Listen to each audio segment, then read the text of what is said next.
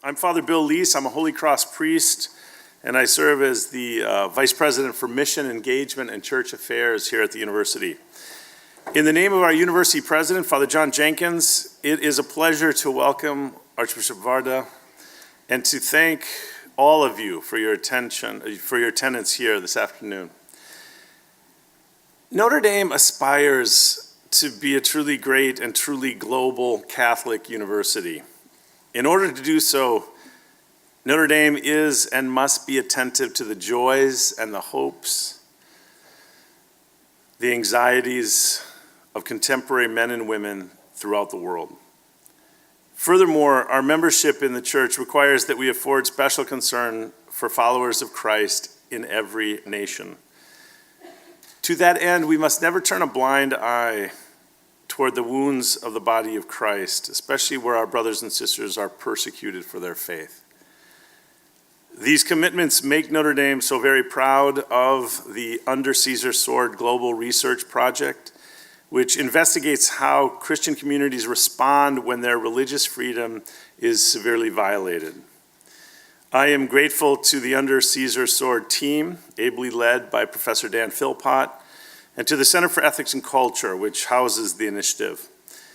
Under Caesar Sword has produced truly landmark, original research and has impressively positioned its findings at the service of the Church, of persecuted communities, and of policymakers. They have raised the consciousness of many to the plight of persecuted communities and to our responsibilities before them. Thank you again for being here today. It's a pleasure to welcome you, and now I'd like to welcome Dan Philpott to the podium, who will introduce our illustrious speaker.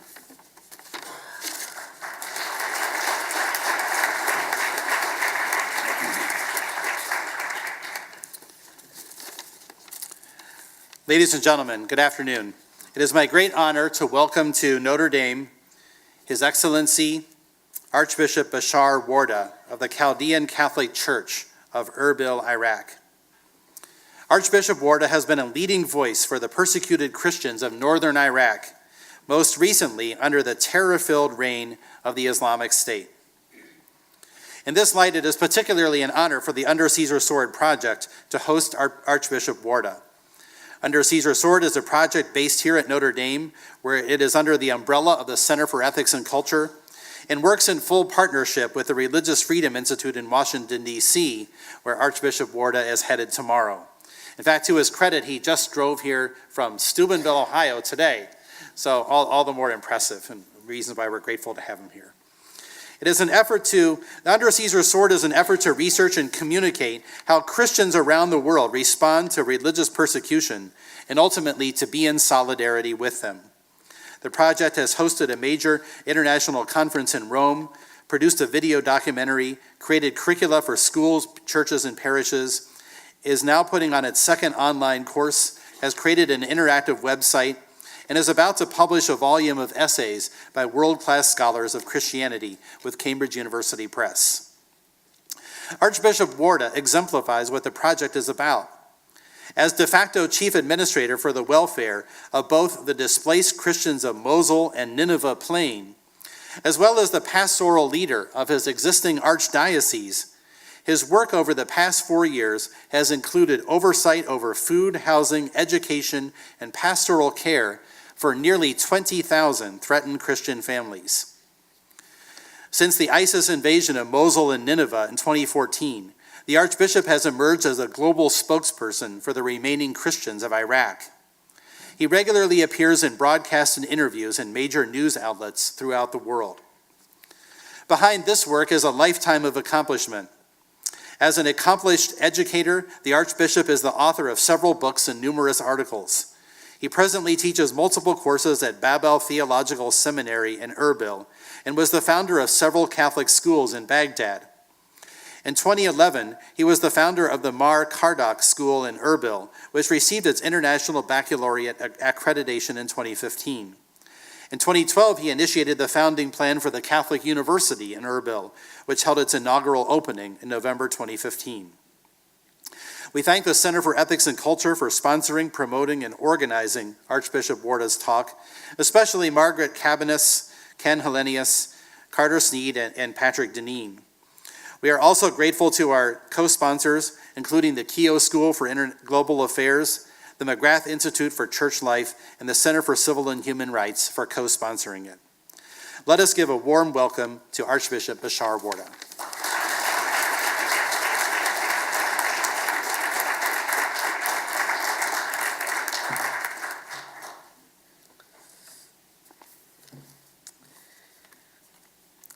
Good evening. I would like to speak to you today on the future of Christianity in Iraq and what is now for us a moment of truth in which we must honestly acknowledge our situation. Specifically, I will address three main points. Can Christianity survive in Iraq and the greater Islamic world? If so, what's our proper role? In performing this role, what forms of support can the West provide? Following more than 1900 years of existence in Mesopotamia, we Christians of Iraq now find ourselves on the very edge of extinction. From a land where the martyr's blood nourished the earliest flowering of faith, our church contributed to carrying the good news as far as away India and China.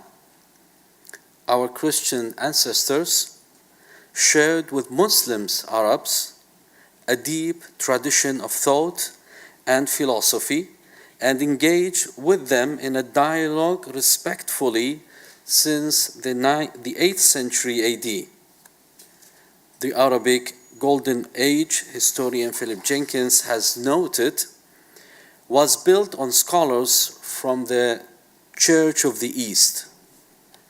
And now we face the end. A people who have endured persecution and patience and faith for 1,400 years now confront an existential struggle. It is possibly the last struggle we will confront in Iraq. The most immediate cause of this struggle is the ISIS attack that led to the displacement of more than 125,000 Christians from our historical homelands and rendered us in a single night without shelter, without refuge, without work, without properties, without churches, without monasteries, without the ability to participate in any of the things which give us life of dignity. Family visits, celebrations of weddings and births, and sharing the sorrows.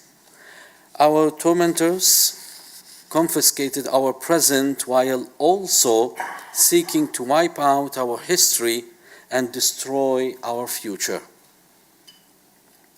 And yet, we are still there, scored, wounded, yet still there.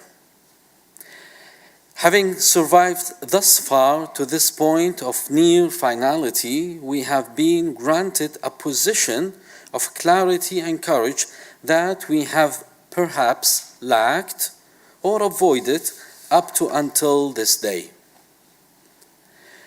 We can no longer ignore the fundamental cause of what has been a relentless persecution of our people for nearly a millennium and a half. Having faced genocide at the hands of the Ottomans century ago and an ongoing ISIS genocide today, the time for excusing this inhuman behavior and its cause is long since past. When a people have nothing left to lose, in some sense it is a very liberating. And from this position of clarity, and a new-founded courage, I must speak to you honestly on behalf of my people and speak to you the truth. The truth is that there is a fundamental crisis within Islam itself. And if this crisis is not acknowledged, addressed, and fixed, then there can be no future for Christians and non-Muslims in Middle East. Indeed, there is a little reason to see a future for anyone in Middle East other than in the context of continued violence, revenge, and hatred.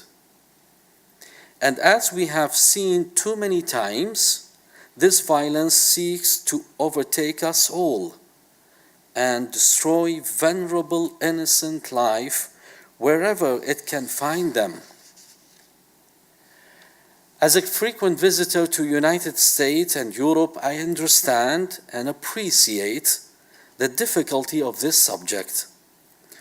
But for we Iraqi Christians, this is not an abstract matter, not a theatrical or political or academic question. And as an Iraqi Christian, I stand before you to witness the love of God for us and confirm our faith in Jesus Christ, stressing that as a people following the persecution by ISIS, we are far, very far stronger than we used to be. The words of St. Paul in Romans chapter 8 are now words which have been burned into our very beings. Who shall separate us from the love of Christ? Shall trouble or hardship or persecution or famine or nakedness or danger or sword? As it is written, for your sake we face death all day long. We are considered as sheep to be slaughtered. No, in all these things we are more than conquerors through him who loved us. For I am convinced that neither death nor life, neither angels or demons, neither the present nor the future, nor any powers, neither high or depth, neither anything else in all creation will be able to separate us from the love of God that is in Jesus Christ our Lord. But we were not always this way. Prior to ISIS attack in 2014, we Iraqi Christians had historically endeavored to maintain a dialogue of life with Muslims.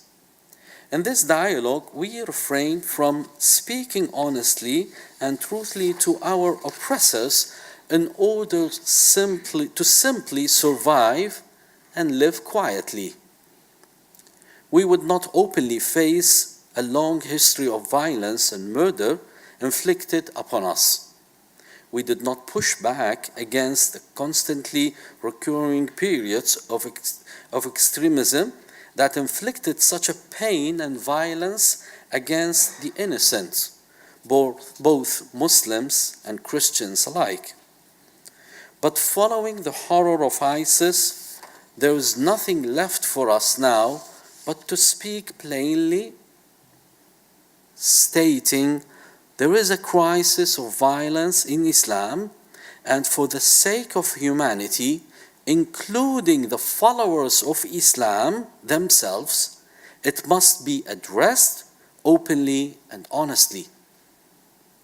At the root of all of this, we must be straightforward about the reality of teaching of jihad, which are the justification of all of these acts of violence.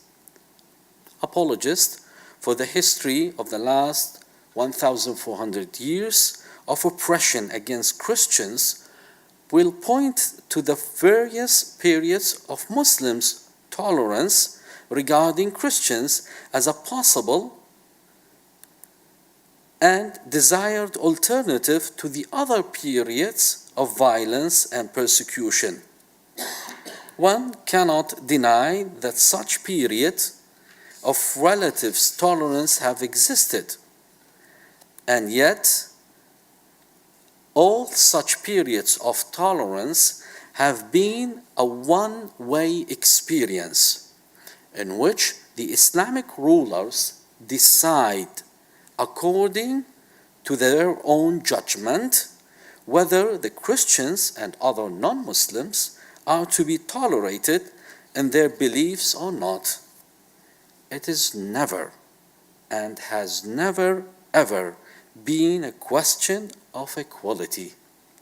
Fundamentally, in the eyes of Islam, we Christians are not equal and are not to be treated as equal, only to be tolerated or not, depending upon the intensity of the spirit of jihad that prevails at the time.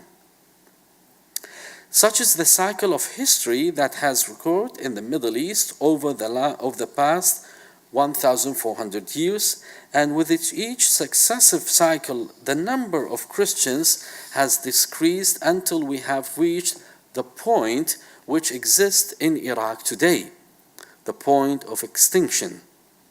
Argue as you will, but this coming extinction will likely soon to be fact. And what then will anyone able to say? That we were made extinct by natural disaster or gentle migration? That ISIS attack were unpredicted? Or in our disappearance will the truth emerge? That we were persistently and steadily eliminated over the course of 1,400 years by a belief system which allowed for a regular and recurring cycle of violence against us. Cycles of violence like the Ottoman genocide of 1916 and 1922 and the ISIS genocides of 2014 to the present. In these past years, I have been blessed to be spent some time in this country. I have spent the time learning to understand your brave and never-ending commitment to equal rights for all citizens and the power with which you utilize your freedom of speech. And I will tell you that were you to stand, truly stand, in the shoes of the Christians of Iraq and those of Middle East, many other countries in Middle East, you will not accept for 1 day, 1 hour, 1 second, the status under which we live today, and under which we have lived for centuries. By our country's very constitution, we are citizens of a lesser nature, deserving of tolerance from our self-appointed superiors, but at their discretion only, and not in our own inherent right as equal children under a loving God. So where, we ask, is there hope for the future in any of this? Should an ancient, peaceful people be allowed to simply perish without a comment, without objection? It seems an almost absurd question to ask in these modern times, does it not? Well then, we object. We object that one faith should have the right to kill another. We object, and we say that if there is to be any future for Christians and other religious minorities of Iraq in the Middle East, there must be a change and correction within Islam. When asking whether ISIS is truly an Islamic state or an abortion of a rape of Islamic theology, wrapping of Islamic theology, consider the following words recently quoted in Time magazine. Western politicians should stop pretending that extremism and terrorism have nothing to do with Islam. There is a clear relationship between fundamentalism, terrorism, and the basic assumption of Islamic orthodoxy. So long as we lack consciousness regarding this matter, we cannot gain victory over fundamentalist violence within Islam. End the quote. And quoting again, the relationship between Muslims and non-Muslims, the relationship of Muslims with the state, and Muslims' relationship to the prevailing legal system wherever they live. Within the classical tradition, the relationship between Muslims and non-Muslims is assumed to be one of the segregation and enmity. Perhaps there were reasons for this during the Middle Age when the tenets of Islamic orthodoxy were established, but in today's world, such a doctrine is unreasonable to the extent that Muslims adhere to this view of Islam, and it renders them incapable of living harmoniously and peacefully within the multicultural, multi-religious society of the 21st century. End of the quote. These words come not from some right-wing political figure in the West, but from the leader of the largest Muslim organization in the world, Indonesian Islamic leader, Yaha Chuli Stakov.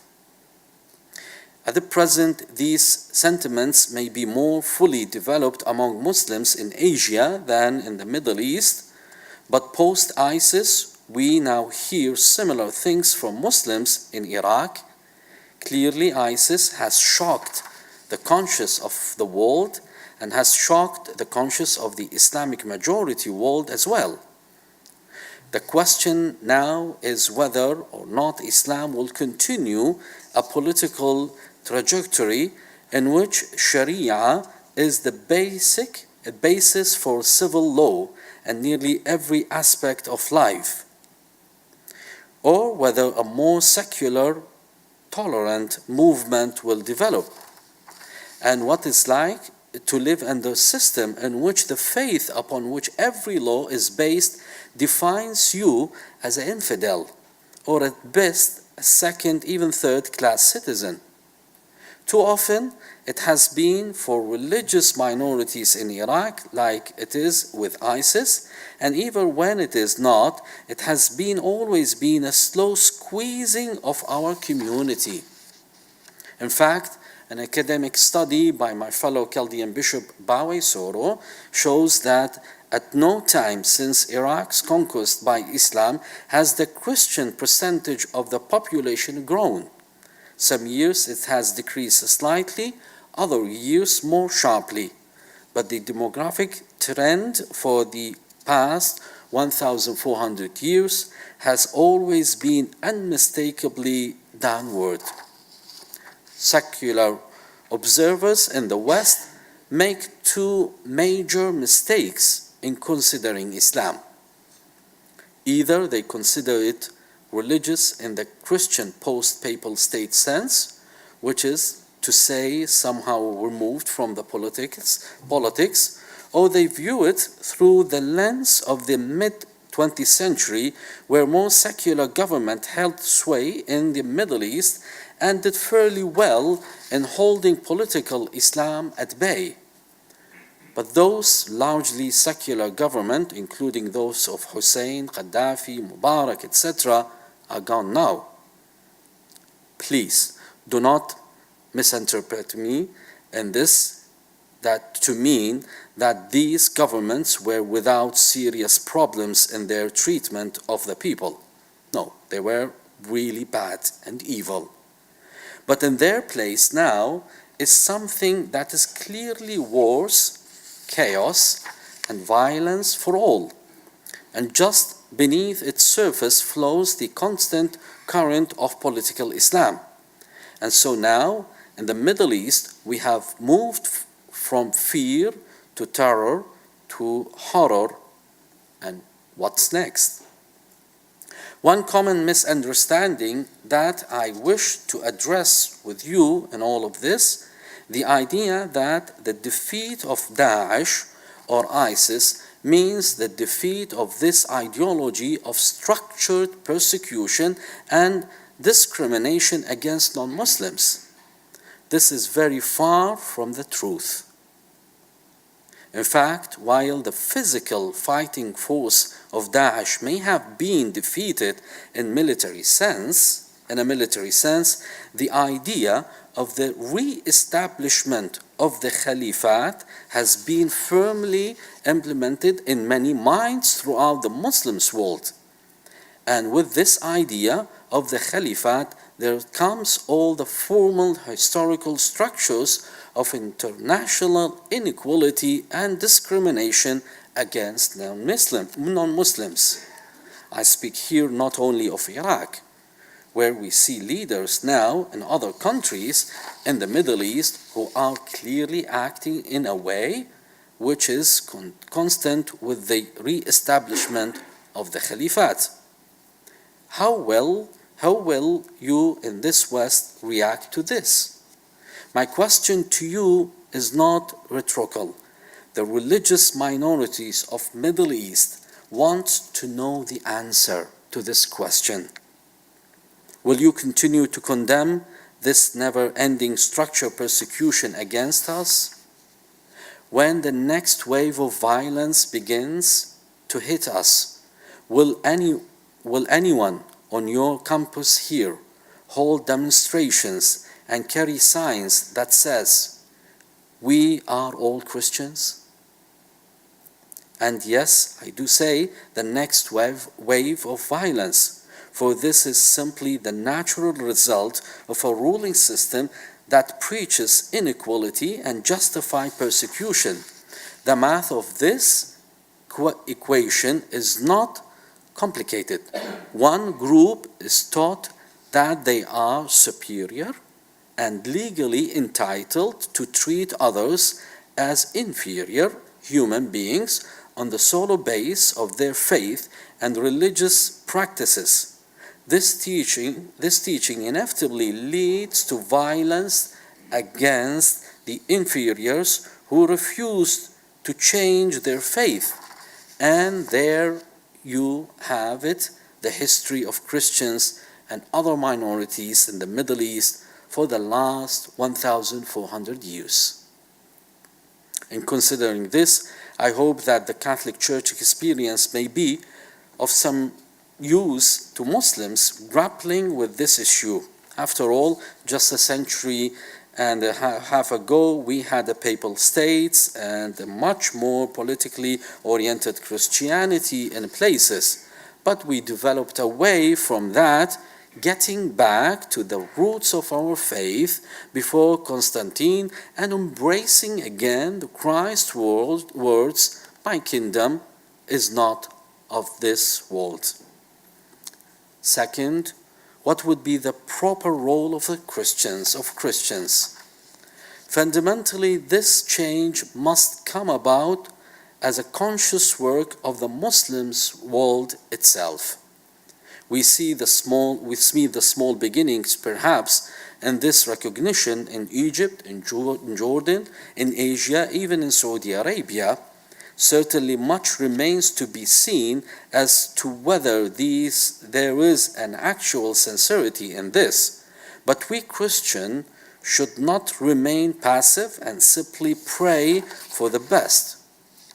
We too have a critical role to play, a role which brings us back to the beginning of our faith.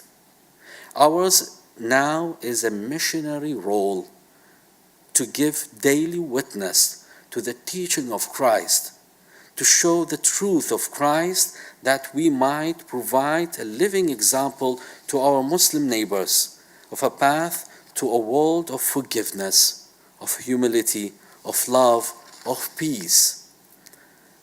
Let there be no confusion. Here I am not speaking of conversion.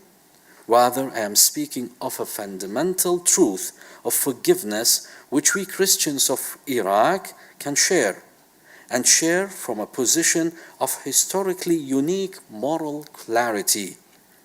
We forgive those who murdered us, who tortured us, who sought to destroy everything about us. We forgive them in the name of Christ. We forgive them. And so we say to our Muslim neighbors, learn this from us. Let us help you heal. Your wounds are as deep as ours. We know this. We pray for your healing. Let us heal our wounded and tortured country together. One may ask, how can we, Christian, in our diminished state, provide any example at all? So many of our people have fled, and so few of us are left. But among those Christians who are left, I can tell you, there is a core of the faithful who will not leave. And while it is true that our numbers are now small, the apostles themselves were far smaller. We take heart then from the first chapter of the Acts. All these, with one accord, devoted themselves to prayer, together with the women and Mary, the mother of Jesus, and with his brethren.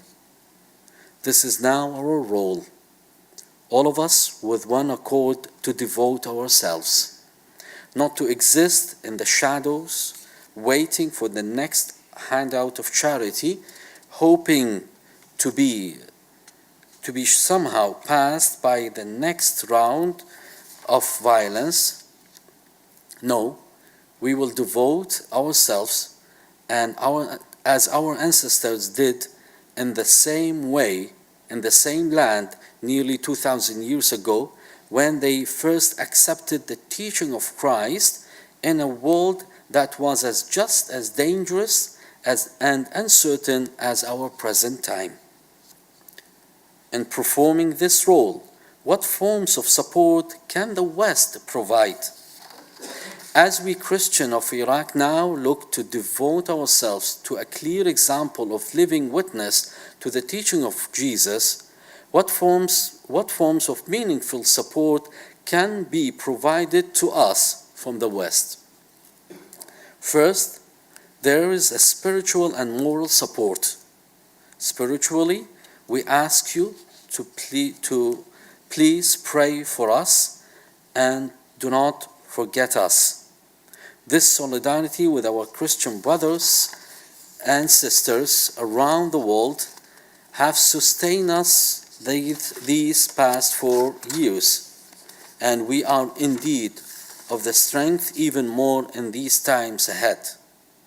And I could mention few of these examples of solidarity, which was really a power for us, all the help that we've been receiving from Catholic churches around the world, from the Chaldean community around the world, from Catholic aid organizations, Aid to the Church in Need, Knights of Columbus, Catholic Relief Service, Kinewa, so many of them who helped us really to provide shelter and food and schools and education for the displaced families. Morally, we ask that you consider our situation truthfully as it exists for us actually, and not to stretch it attempts at historical relativism which diminishes or more honestly insults the reality of our suffering and thereby seeks to rob us even of the dignity of our continued faith. Concerning political support, we ask you to support efforts by your leaders to ensure equal treatment for all minorities in Iraq. In this we pray that your policy makers can find in themselves the humility to recognize that their theories, which over the past decades have become our horrific reality, have been almost universally wrong, based in fundamentally flawed assessment of Iraqi people and situation.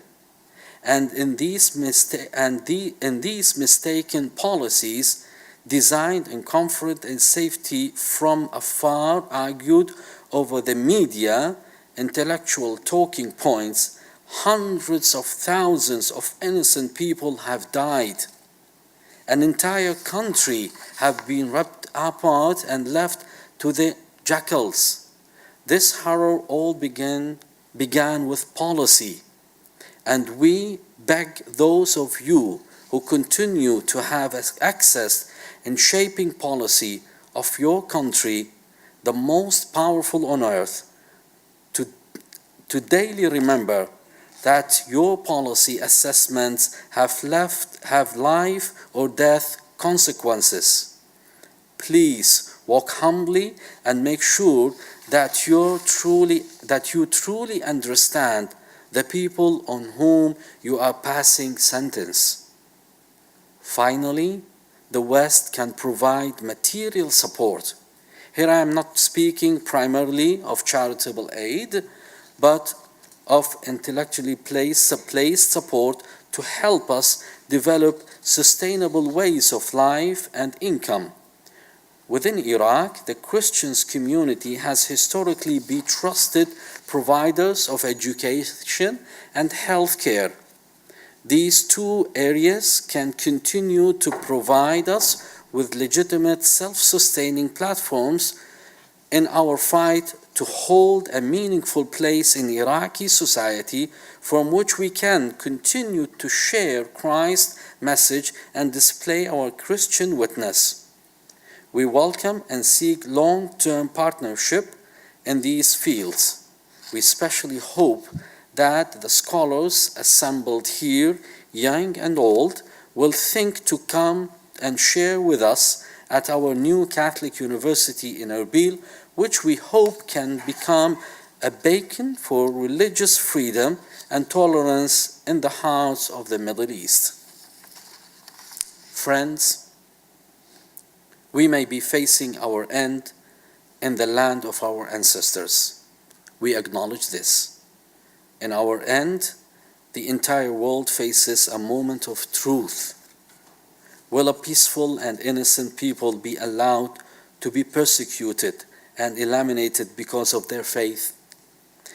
And for the sake of not wanting to speak the truth to the persecutors, will the world be complicit in our elimination? The world should understand in our path to extinction, we will not go quietly any further. From this point, we will speak the truth and live out of the truth in full embrace of our Christian witness and mission, so that if someday we are gone, no one will be able to say, "How did this happen?" We Christians are a people of hope, but facing the end also brings us clarity, and with it, the courage to finally speak the truth. Our hope to remain in our ancient homeland now rests on the ability of ourselves, our oppressors, and the world to acknowledge these truths. Violence and discrimination against the innocent must end. Those who teach it must stop. We Christians of Iraq, who have faced 1,400 years of persecution, violence, and genocide, are prepared to speak our truth and to show our witness to our oppressors and to the world, whatever the consequence. Please pray for us, and thank you for your listening, and God bless you.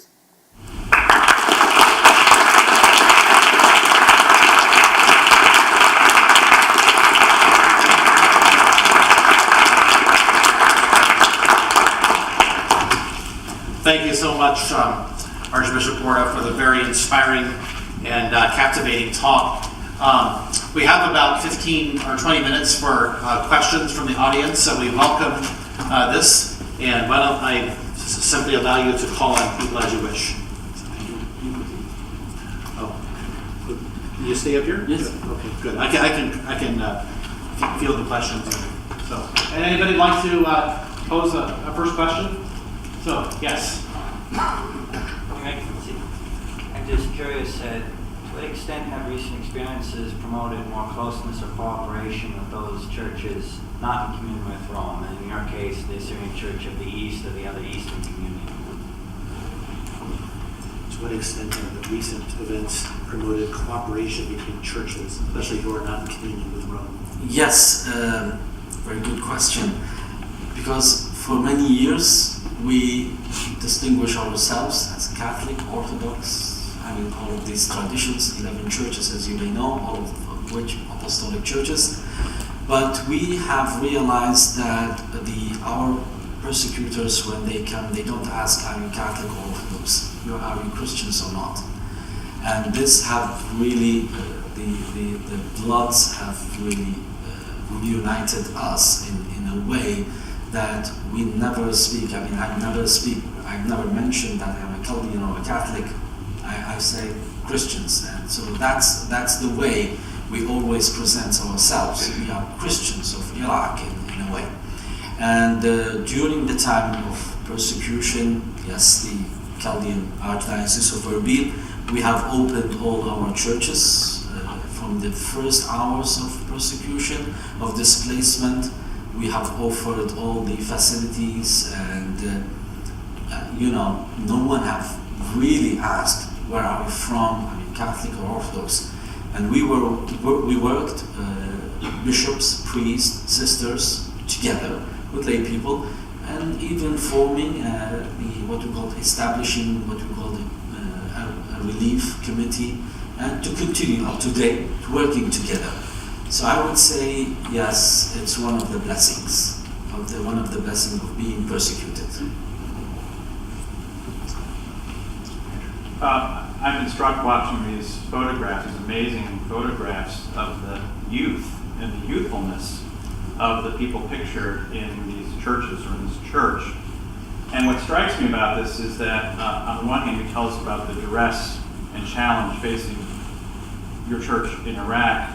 On the other hand, in the West, we see a church that increasingly can't bring its young or keep its young in its church. And so one of the things I'd be curious learning from you is what can we learn from you about particularly drawing with such exuberance and seeming enthusiasm and energy young people into the arms of the church in such a joyful manner? I think one of the issues that I do believe it would be important is always having this question to the young people. Why those people would like to take from you your faith? Is it just because you are a Christian, or there is a treasure? Some people are trying to steal the treasure, to kill life in you. So you have to think about this. I think posing this question will make the young people would say, oh, what's happening here? Why us in that way? This is just the starting, I think the starting of the journey for the young people. They would realize that there is a treasure hidden, and someone is trying to take this treasure away from them, and they have to reconsider themselves. I would say our life as Christians in that part of the world, it's much easier than yours. We know our enemy. We know our enemy, as one of our bishops said. We know our enemy, who they are, what they want. Yours is hidden, and you can't really, within this secular environment, you can't know who's your enemy. We know our enemy, and our enemy always point out, we want you without Christ. And this, I think, comes and reflect on the life of young people, that they come and first they will tell us, Bishop, what you want me to do? I have in my diocese, we have groups of young people, doctors, engineers, some of them even in their early years of teaching. Usually at home, if they want to drink water, they would say, Mom, bring me water. They don't do anything at home. Their parents, they came and they saw them in the church, serving the IDPs, cleaning the toilets, doing really stuff that their parents were like shocked. Is this our no way. I mean, those people, they don't work at home, and if they need anything, they ask. We are like servants for them. But inside the church, there is another spirit. So I think there is a lot of goodness inside. All we have to do is just to remind the young people what's hidden there, that the other people would like to take it from you. And of course, yeah, I think being a young bishop also makes a difference. I was moved when you said that you forgive your enemies, and given all that you've suffered, I assume that, one, I'm surprised you can say that, and two, I assume that didn't come quickly. I'm wondering if you could share just how it is you're able to do that. Yeah, it's a difficult fact. It was not this way the first hours and the first days of displacement. I myself was angry, not of ISIS, but from God. I mean, why this happened to those innocent people, what they did. But reflecting on this and seeing all of this happening in the hands of God, how it really provided us a caring and loving hands of to pass this in dignified way, and how he really sent so many people, priests, bishops, cardinals, sisters, lay people, just to show solidarity. And then reflecting on the past years and decades of coexistence, I would say we have to go the same road as our ancestors did, to forgive and to start life again, and to teach the neighbors, the Muslim neighbors, this path. And it worked. So many times when we meet imams, Islamic Muslim scholars, we tell them the truth, that personally, when they come, they say, Bishop, we condemn this violence, we are against this violence, we really don't want this happen, ISIS does not represent Islam, and etc. I accept it, but I always tell them, listen, in all your speeches, you never mentioned the victims, condemning ISIS, doing this. This is what we hear from you as Islamic scholars and imams, but it's not enough. Where is the victims in your speeches, in your statements of condemnation? There is nothing. So to tell them the truth, that even when you condemn ISIS, and which does not, as you said, as they say, does not represent Islam, there is something missing, and you have to learn.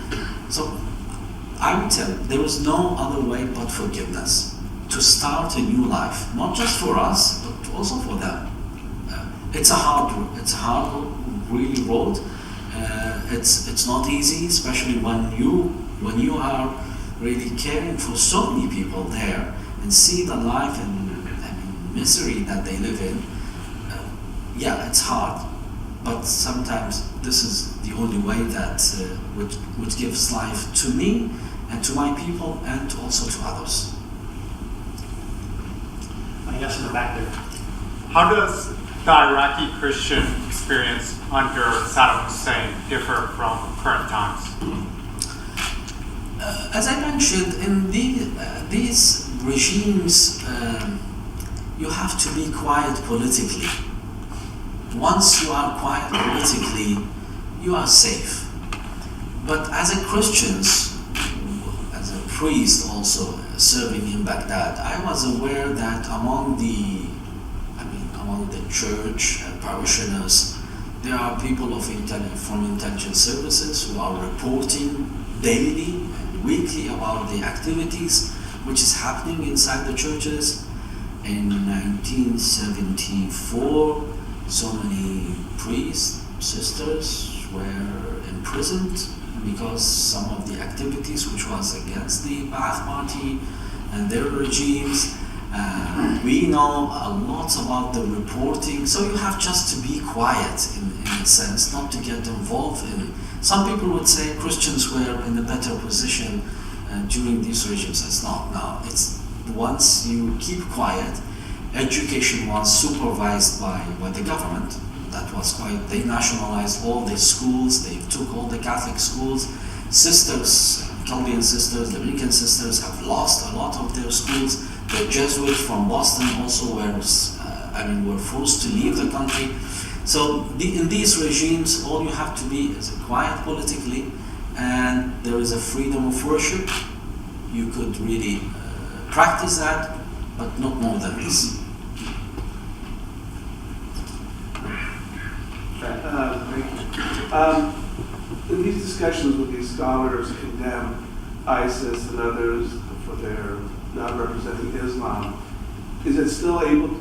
Are you able to point out in a charitable way the fact of that Christians are treated as second-class citizens is actually the foundation for these types of extremists? Yes. And Quite openly. And what do they say? Oh, well, they can't deny because there are Quranic verses. There are Quranic verses that would support this vision. They would say this is a tradition, but it should not be left. It should not be practiced with violence. There are other means. Some of them are really today more open-minded in saying yes, what has been practiced, for example, in the year 1200, it's not applicable today. There are some courageous voices coming from so many of the, in Middle East, concerning the needs of change. But what I'm saying here, it's not just mine, but there are people who are really saying, and on the other hand, no, there are other people who say, no, Islam is the solution of all the injustice and violence that's happening around the world, and we should continue. So I would say there is really a movement towards so many directions within Islam. It's our role, back again, it's our role to help them in that. Jerry. You mentioned U.S. policy, Archbishop. What was the relationship between the U.S. de jure and the de facto occupying force over those several years after the 2003 intervention? Well, do you feel like they had the U.S. authorities understood the Chaldean and the Christian community's situation? Did you relate well to the U.S. authorities? Well, I was in Baghdad when the invasion happened. They have no clue about what's there. They've depended merely on reports that came from nowhere, I don't know, the way that they really implemented. And we have seen a separation or division between the Pentagon and the army who is on the ground and the states. Different reportings. Some of the soldiers and officers have communicated to us that what they have heard and read, it's not really. So many of them were saying Christian because they saw crosses in some districts of Baghdad, and they were, well, Christians. Since when? For them, total ignorance of the culture, of so many facts, and we have to teach them and tell them our story. We are here since the time of St. Thomas. Do you know St. Thomas the Apostles? Yes. And the problem is that once we teach a group, they will change them again, and you have to go back again. But all of these events happened in a way that by the 1st of August 2004, 14 churches were bombed and started bombing and killing and kidnapping. I think the whole policy was a disaster, and unfortunately until today, nothing. I myself, being there, I can't understand what the Americans want. And I always tell all the American politicians, please let us know what you want, to stay or to leave. If you are going to stay, then tell us how. If you are going to leave, so at least to know where to go, because we have to know the future, how to relate to you or to others, so to maintain, because personally speaking, I do care for my people. At the end of the day, I want to know whether I could stay with my people or tell my people, well, let's find another place. If it's possible, the immigration policy, blah, blah. So I think it's total disaster until today. Your Excellency, you spoke to how the West can help concretely. What would you say at the campus level for my peers and I? What are the best strategies for us to be able to give assistance? Do those differ from what you spoke to already? When I go to the Bible, I read in the Acts of the Apostles when James was killed and Peter was imprisoned.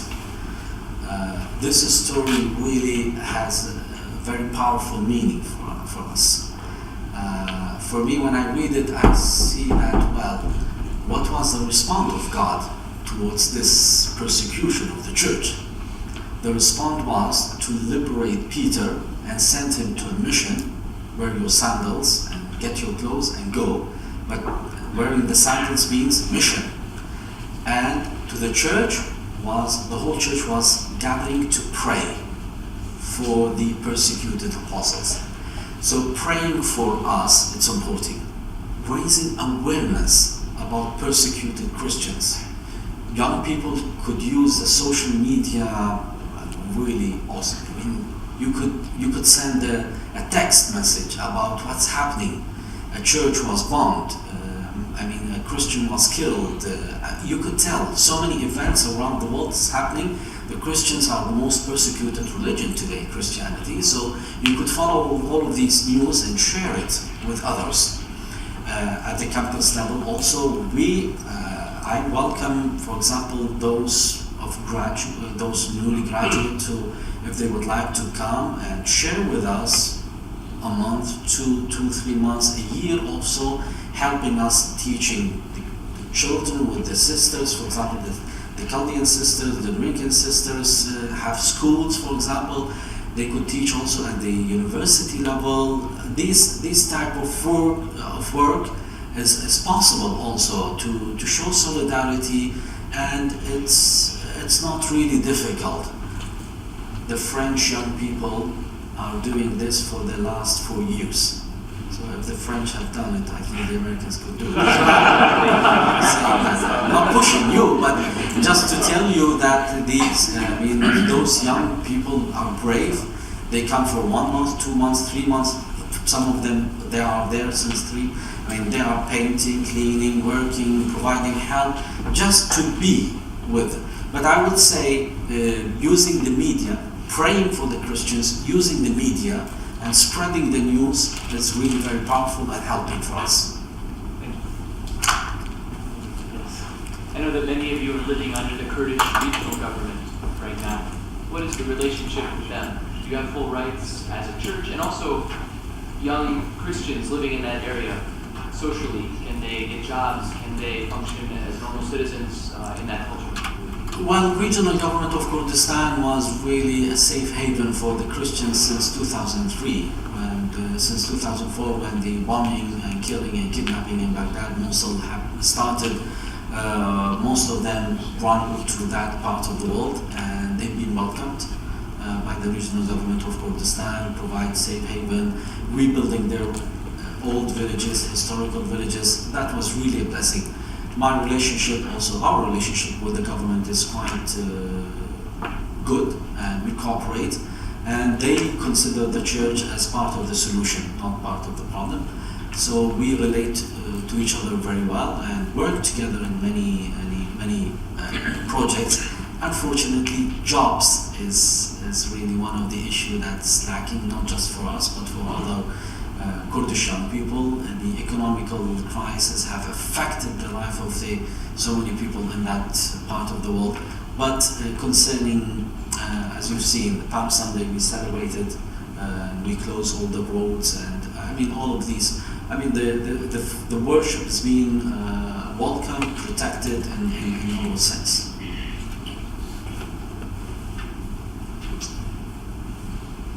أهلا وسهلا فيك سيدنا، أنا من بيت لحم. My question is, what do you think about Western countries opening their doors to Christians from the Middle East as opposed to any refugee from the Middle East? It's very hard to answer really, because for a family, I understand the situation of a family that's been persecuted. I received families in my cathedral in the first night who immigrated 3 times during their lives. In the 70s, Saddam's regime forced them to leave their villages in the north, so they went to Mosul. And 2004, 4 and 5, they were also forced to leave the city of Mosul to go to Nineveh Plain. And in 2014, they were forced again to leave Nineveh Plain with nothing. So I could understand their decision that they would say, we have no future. And if they decide to go and other countries will accept them, God bless them. It's not my judgment. It's not a judgment. I would say I completely understand. So I think it's a duty also of the Christians to welcome the refugees, whoever they are, and especially when it comes to persecuted people. It's a duty and responsibility. But I wish that we could really do something and help. The work of the church was always not just to provide humanitarian aid. For me, once providing humanitarian aid was necessary, but at the same time, how we could really provide future. And that's why we established schools and a hospital, hopefully, and university. Part of it is also to provide jobs for the qualified people. But I completely understand and pray for those families who see that they don't have any future left in the Middle East. Well, on this note, I hope that we may deepen the friendship and solidarity between Notre Dame and your community. To this end, we thank you for your extraordinary visit. So let's join